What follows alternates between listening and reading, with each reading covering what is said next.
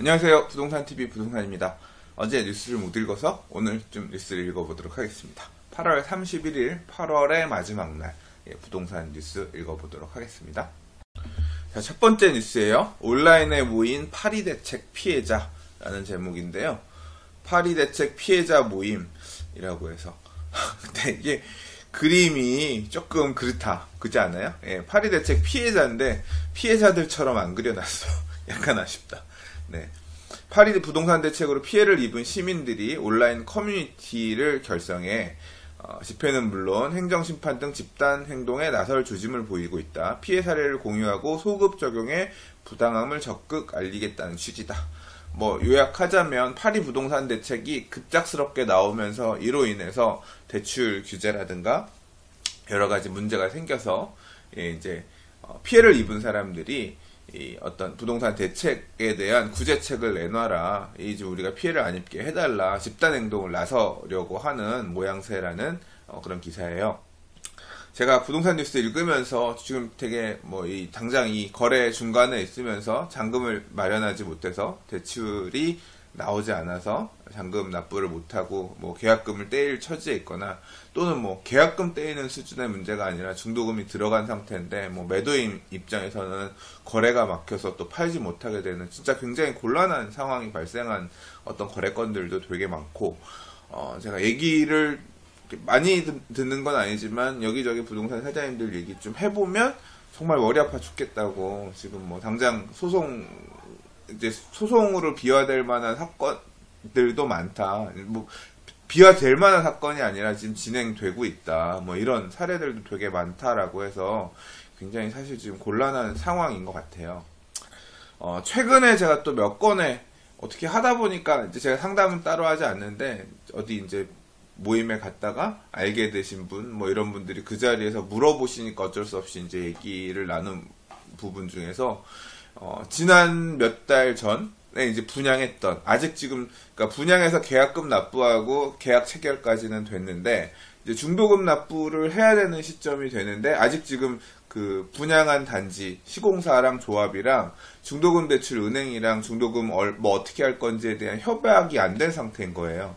근데 이제 지금 중도금 대출 문제가 요번에, 분양은 벌써 6월달, 말 그대로 파리 부동산 대책 이전에 끝난 단지인데, 근데 이제 지금 와서 중도금 대출 이게 안 돼서 이 내용 규제에 따라서 중도금 대출을 받을 수 없는 상황이 되는 분양계약자들이 막 생기는 거죠.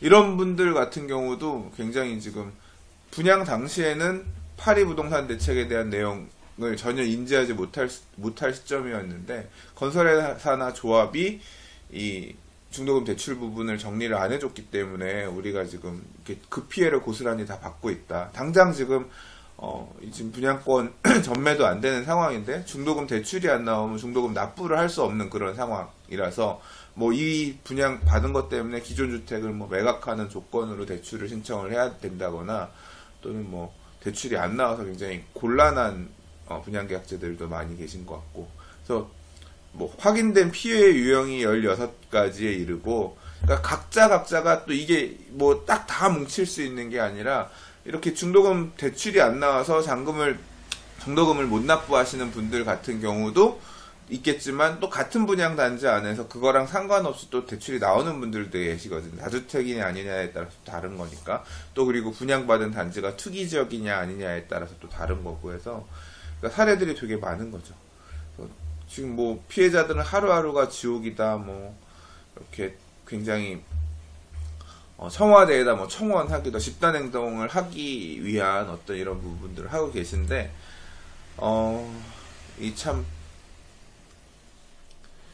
이게 이런 문제가요. 당사자가 되면 남의 얘기일 때는 알아서 해결하겠지 내일 아니니까 이렇게 생각하지만 당사자가 되면 정말 진짜 지옥 같다라는 표현이 진짜 밥도 안 넘어가고 굉장히 고통스러운 게 맞지요. 예. 그래서 이게 힘을 모으면 모을수록 좀 더 집단 행동, 그러니까 큰 목소리를 낼 수 있는 건 맞으니까 혹시라도 좀 이 파리 부동산 대책에 따라서 굉장히 피해를 입어서 고통받고 계신 분들이 계시다면 이 커뮤니티를 찾아서 같이 좀 더 머리를 맞대고 목소리를 내서 구제책을 받을 수 있는 그런 방향으로 가시는 것도 하나의 방법이지 않을까. 물론 뭐 이렇게 한다고 해서 변화가 될지 안 될지 모르겠지만 한번 그런 큰 목소리를 내는 것도 필요한 시점이 아닐까 생각이 됩니다. 자, 내 전세금 어떡하나? 경매에 넘어가는 깡통 전세주의보라는 기사인데, 뭐 제목은 좀 자극적으로 깡통 전세주의보라 그래서 말 그대로 매매가 대비 전세가가 되게 높은 그런 아파트가 이제 경매 넘어가는 깡통 전세주의보라는 얘기는 매매가가 떨어지면서 전세금을 다 못 받을 수 있는 상황이 생긴다는 거예요. 그러면 근래에, 그러니까 뭐 지난 한 두어 달 전만 하더라도 경매 낙찰가 금액이 감정가보다 막 높은 그런 경향들이 나오는 상황이다, 이런 얘기를 제가 뉴스에서도 읽었던 것 같은데, 지금은 역전돼가지고 이제 오히려 낙찰가가 내려가면서 전세가 깡통 전세금도 다 못 받는 상황이 생길 수 있다, 이런 꼭지로 제목이 나온 거예요. 근데 이게 왜 그러냐면, 지금 그 경락잔금 대출, 말 그대로 경락잔금 대출에도, 그러니까 지금 요번에 파리 대책에 따라서 대출을 다 막으면서 부동산으로 들어가는, 그러니까 특히 이제 주택을 구입하기 위한 부동산으로 들어가는 대출들이 다 꽉 막혀버린 상황이니까, 이 내용 때문에 경매를 받으려는 사람들도 이제 몇 명 없는 거예요. 특히 이제 경매 받으시려는 분들은 다주택자들이 많은 상황인 건데, 다주택자들이 이제 대출 활용을 하기가 힘들어지게 되는 거죠. 애초에 이제 투기 지역 같은 경우는 담보대출 취급이 안 되니까, 대출이 기존에 있는 사람이라고 하면 아예 그냥 투기 지역 안에 있는 경매 물건을 대출받아서 받겠다라는 생각 자체를 할 수가 없게 되는 거예요. 그러니까 굉장히 그럼 결국은 뭐냐면, 경매를 10명이 받아가지고 더 높은 금액에 낙찰되는 사람이 받아야 되는 건데, 지금 10명이 입찰하는 분위기였다고 하면, 이제는 앞으로 뭐 1명, 2명 가서 입찰하게 되는 그런 상황이 되는 거죠. 그러면 매각 가격은 낮아질 수밖에 없고, 낮아지게 되면, 이제 말 그대로 그 경매 물건에 이해관계가 있는, 지금 뭐 전세 세입자라든가, 또는 채권자들, 돈을 빌려줬다든가 아니면 압류를 해서 뭔가 돈을 받아낼 게 있는 사람들 같은 경우는 매각 가격이 낮아지면 자기가 받을 수 있는 금액을 경매를 통해서 받기 힘들어질 가능성이 되게 높아지는 거죠.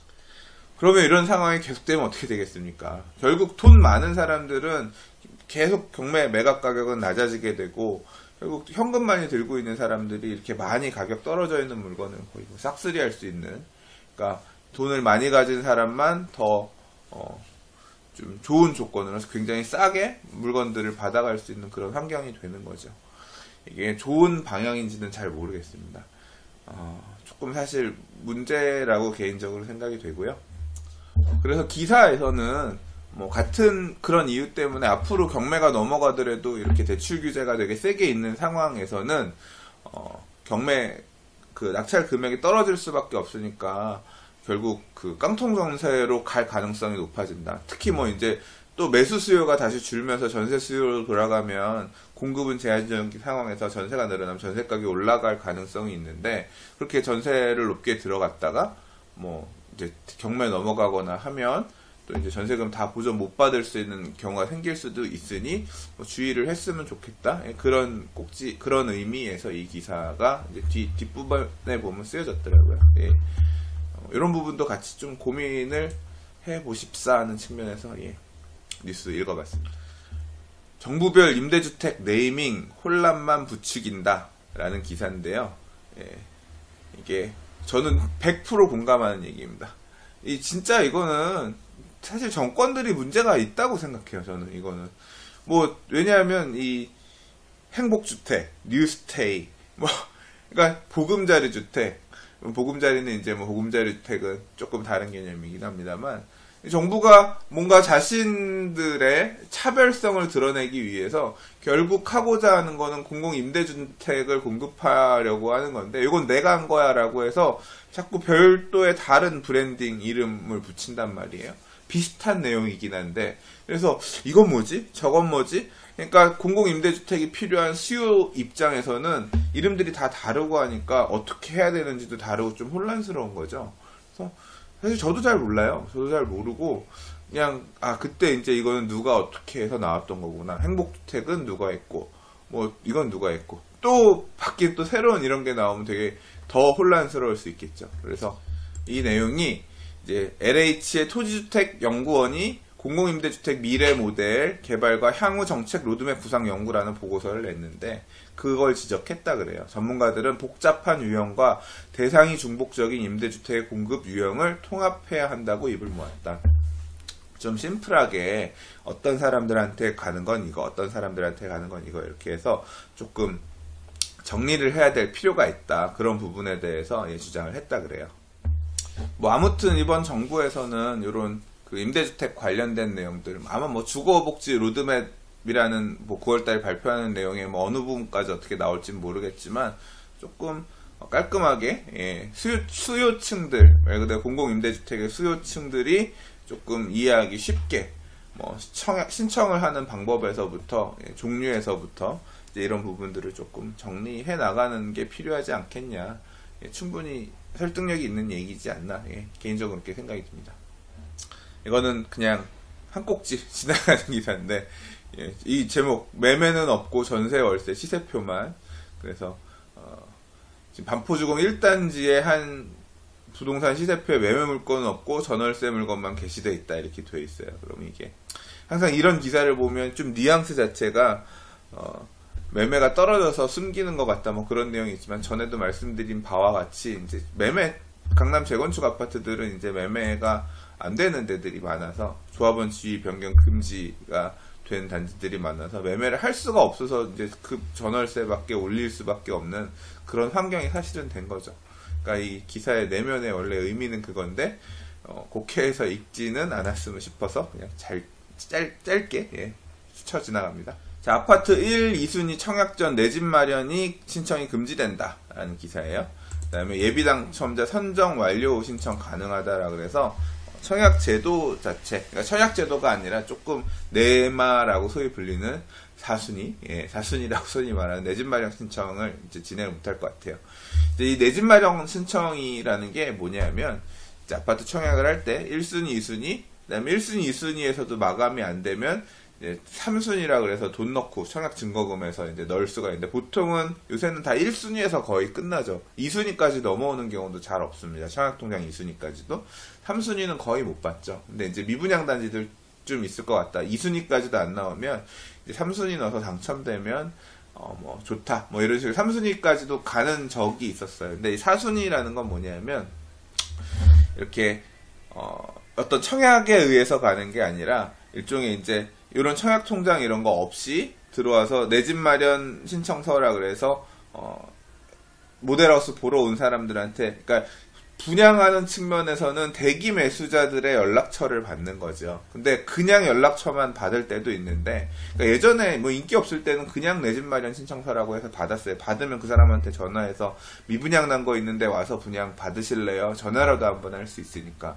그런데 부동산 시장이 상승장을 타고 청약 자체가 과열이 되면서 내 집 마련을 엄청나게 많이 사람들이 쓰기 시작하는 거예요. 그러니까 내 집 마련이 일종의 결국 많은 사람들이 이렇게 하니까 건설회사 입장에서는 어차피 뭐 1000명, 2000명, 10,000명을 받을 수는 없는 거잖아요. 그러니까 그래도 그러면 정말로 할 마음이 있는 사람이라고 하면 청약 증거금을 내세요. 그래서 돈을 받기 시작했어요. 그래서 어느 단지는 뭐 100만 원 받기도 하고 어느 단지는 뭐 300만 원 받기도 하고 이게 뭐 천차만별인 것 같아요.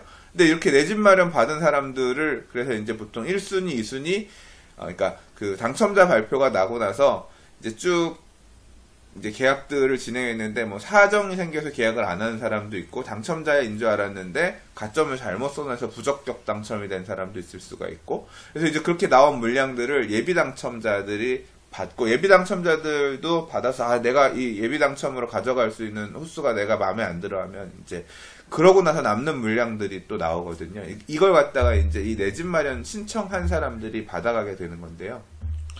어느 날 언제 이렇게 어떤 날짜 내 집 마련 추첨할 거니까 내 집 마련 신청서 쓰고 가신 분들 오세요 그래가지고 놓고서 몇 번 가서 내가 받을 수 있는 호수 뭐 남아 있는지 보고 결정하고 계약하고 뭐 이런 형태의 제도죠. 근데 기사에서 보시면 현행 주택 공급에 관한 규칙에 따르면 입주자 선정 이전 또는 종료되기 전에 주택 공급 의사가 확정적으로 표시된 신청을 신청받거나 청약금 등을 받는 행위는 법령 위반이래요. 이게 법령 위반인데 그러면 이제까지 편법적으로 분양하는 모델하우스 등에서 해왔다라는 것 같아요. 근데 이게 사실 내 집 마련을 굉장히 오래전부터 했었거든요. 적어도 제가 기억하기로는 거의 한 15년 전에도 내 집 마련 이거는 있었던 것 같은데, 근데 아무튼 지금 요번에 해석은 하면 안 된다라고 지금 해석이 나온 거예요. 그래서 지금 1차 위반 때는 영업정지, 2차, 3차 위반 때는 3개월 영업정지, 2, 3차 때는 6개월 영업정지 처분 내리고 고발한다 그랬으니까 이제 앞으로는 거의 안 하겠죠. 이런 법령 위반 행위가 10년 넘게 이루어져 왔는데도 크게 문제가 없었는데 지금 문제가 됐다는 건 사실 좀 이해가 안 가긴 하지만, 이 해석 자체가 잘못된 건지 아니면 이 건설 회사들이 잘못한 건지는 잘 모르겠으나, 아무튼 앞으로는 내 집 마련 신청은 사전에는 안 하고 사후에만 될 것 같아요. 그래서 뭐 건설회사마다 무슨 S클래스 카드 뭐 이런 거에서 미리 가서 뭐 볼 수도 있기도 하고 뭐 이제 그런 것들도 조금 막히려나요? 아무튼 이제 내 집 마련 신청도 못 한다고 합니다. 그리고 내 집 마련 신청은 분양이 끝난 다음에 미분양이 남아 있으면 이제 그 시점에 가서 내 집 마련 신청을 받게끔 이렇게 한다고 하니까 참고하시기 바랍니다. 자, 오늘 준비한 마지막 뉴스입니다. 아파트 분양가 통제 역설, 투기 더 부추긴 재건축 분양가 관리라는 제목인데요. 내용은 이거예요. 신반포 6차, 계속 분양한다 하던 신반포 6차 아파트, 신반포 센트럴자, 일명 신센자죠. 신길 센트럴자이도 신센자, 신반포 센트럴자이도 신센자. 이거는 그러면 일명 신센자라고 할 수는 없겠구나. 아무튼 신반포 센트럴자이가 이제 분양에 나서려고 하다가 원래 1일, 내일 모델하우스 오픈을 하려고 하다가 좀 밀렸대요. 이제 밀리게 분양가 책정 관련해서. 그런데 이게 이제 정부 입장에서는 분양가가 계속 올라가는 게 부담스럽고, 이제 아파트 분양을 하기 위해서는 이제 보증, 말 그대로 건설회사 집 짓다가 망하면 대신을 집을 지어주거나 할 수 있을 만한 이제 보증업체가 보증을 해줘야만 아파트를 분양할 수 있게끔 이렇게 되어 있거든요. 그래서 사실 그 보증에 의해서 시공사가 중간에 바뀌는 사례들도 있어요. 물론 이제 1군 시공사 같은 경우에는 그런 경우가 별로 없지만, 이제 2군, 3군 시공사들이 시공하는 아파트들 같은 경우는 건설회사가 망가지면서 이제 그런 사례들이 있고, 저도 보아온 바가 있습니다. 보아온 바가 있는데, 아무튼 그래서 보증을 해야 되는데, 보증을 해주는 업체가 분양가를 높게 분양하면, 니네 너무 비싸, 보증 안 해줘, 뭐 이런 식으로 가면서 분양가를 지금 제재하는, 분양가를 좀 컨트롤하는 그런 역할로 지금 사실 활용이 되고 있는 편인데요. 뭐 이제 앞으로 분양가 상한제가 나오면 뭐 좀 더 적극적으로 분양가에 정부가 개입할 수 있는 여지는 있겠지만, 지금은 이제 HUG에서 이 업무를 하고 있거든요. 아무튼 그래서 분양가가 신반포 센트럴 자이, 신반포 6차가 원래 예상했던 일반 분양가보다 한 300만원 정도? 2,300만원 정도 분양가가 낮아지는 것 같아요. 그래서 3.3제곱미터, 그러니까 평당 한 4,250만원 정도에 책정되었다고 하는데, 자, 이제 분양가가 낮아졌다라는 기사가 그게 포인트가 아니라 역설이라 그랬잖아요. 투기를 더 부추긴 재건축 분양가 관리라고 하는 건 뭐예요? 그러니까 분양가가 예상보다 싸게 나오니까 얼른 저희 가서 청약을 해야 돼. 조금 여기는 무조건 당첨만 되면 먹을 게 있어 라고 이제 수요층들을 끌어들이는 그런 역할을 한다는 거죠. 청약 과열을 만들게 되는 게 싼 분양가가 오히려 이제 그게 역설이다, 뭐 이제 그런 주장인 것 같아요. 이런 사례가 뭐 작년에도 있었대요. 그래서 강남구 개포 3단지 작년에 DH 아너힐즈 분양할 때도 시공사가 한 4,400대에서 분양을 하려고 했는데, 이제 HUG가 그 금액에는 보증 안 해줄 거예요. 그래서 한 300만원 이상 분양가를 낮춰서 분양을 했다 그래요. 그랬더니 이제 또 청약이 막 싹 쏠려가지고 청약 경쟁률이 100대 1이 넘을 정도로 수요가 쏠렸고, 그리고 이제 그 이후에 어떻게 됐느냐? 프리미엄이 엄청나게 붙어서 이렇게 저렴하게 분양한 거 당첨된 사람이 그 프리미엄을 온전히 가져가는 그런 역할이 됐다는 거죠. 그래서 지금 결국 어떻게 보면 분양 홍보 기사일 수도 있는데, 왜냐하면 싸게 분양 나온다는 얘기인 거니까. 신반포 센트럴 자이 같은 경우도 분양가가 지금 4,250만원 정도로, 4,250만원 정도로 결정이 된 것 같다라고 얘기를 하는데, 기사 한편에서 보면, 인근의 다른 지역, 그러니까 말 그대로 재건축이 되면 새 아파트가 되니까 이 동네에서 새로 지은 아파트가 되는 거잖아요. 뭐 신반포 센트럴자이 같은 경우는 바로 지하철역도 앞에 있고 반포대교 옆이고 뭐 입지는 되게 좋은 단지죠. 근데 여기 보면 서울 부동산 정보광장에 따르면 지난해 초 분양한 신반포자이 반포안양 재건축 아파트 84제곱미터형이 18일날 18억 한 5천만 원 정도 선에 거래됐대요. 이러면 평당 5,300만 원이 넘는 수준으로 당초 분양가에 비추어서 프리미엄이 3억 5천 오른 금액이라고 하는데, 일단 5,300이잖아요. 근데 지금 그 옆에 앞으로 분양할 새 아파트는 분양가가 4,250만 원이면 대략 거래되는 주변의 분양권 시세에 비해서 평당 1,000만 원이 싼 거잖아요. 그러면 34평이면 평당 1,000만 원이면 얼마야? 뭐 3억 정도가 싸다는 얘기인 거잖아요. 이 거래되는 금액에 비하면. 그러니까 물론 이제 앞으로 또 부동산 시장이 올라갈지 떨어질지는 봐야겠지만, 일단 주변에 거래되고 있는 시세에 비해서 분양가가 싸게 나오면 그만큼 싸게 되는 것을 당첨되는 사람들이 그 기대이익을 가져가게 되는 거고, 그 기대이익을 바라보고 수많은 또 청약들이 몰려가면서 과열을 만들어낼 수 있다. 투기를 부추긴다. 이게 역설이다. 뭐 그렇게 설명하고 있는 기사였습니다. 제가 그저께 반포의 부동산 사장님이랑 얘기하면서 찍은 영상이 있겠지만, 이제 분양가 자체가 이렇게 규제가 막 들어오고 가면 결국 건설 회사들이나 이제 조합 사업 시행자가 취할 수 있는 방법은 뭐 말씀드린 것처럼 자발적 후분양제도 점차 고려하고 있는 것 같다라고 하잖아요. 그래서 자발적 후분양제도 진짜 생길 것 같아요. 그러면서 이제 어차피 비용으로 나가는 부분들 충당해서 나중에 분양가에서 하겠다. 그런 부분도 강남 쪽 재건축 아파트들 쪽에서는 진행되지 않을까 그런 생각이 드네요.